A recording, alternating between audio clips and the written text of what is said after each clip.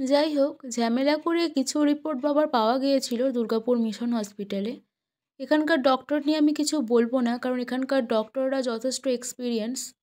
এখানে অনেক পেশেন্টই heart operation হয়েছেন, তাদের কাছে রিপোর্ট পেয়েছি যে এনারা খুবই ভালো।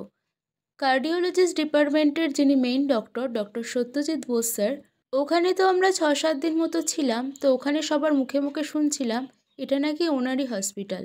এই মিশন হসপিটালে বাবাকে যেই ডাক্তার দেখেছিলেন তিনি হলেন ডক্টর সত্যজিৎ বোসের একমাত্র পুত্র রাহুল বোস। এই হসপিটালের কার্ডিওলজি ডিপার্টমেন্টটা খুবই উন্নত। এনাদের পুরো একটা কার্ডিওলজিস্ট গ্রুপ আছে। পুরো ফ্লোরটাই কার্ডিওলজি সেন্টার। সেখানে আবার ম্যানেজার রুম আর ডক্টর সত্যজিৎ বোস স্যারের চেম্বার তো আছেই সেখানে। বাবার ব্লাড রিপোর্টে সোডিয়াম, পটাশিয়াম, সুগার এই সমস্ত কিছু বাড়া ছিল, তাই ডক্টর দেখে 14 দিনের মতো ওষুধ দিয়ে 2 সপ্তাহ পর দেখা করতে বলেছিলেন।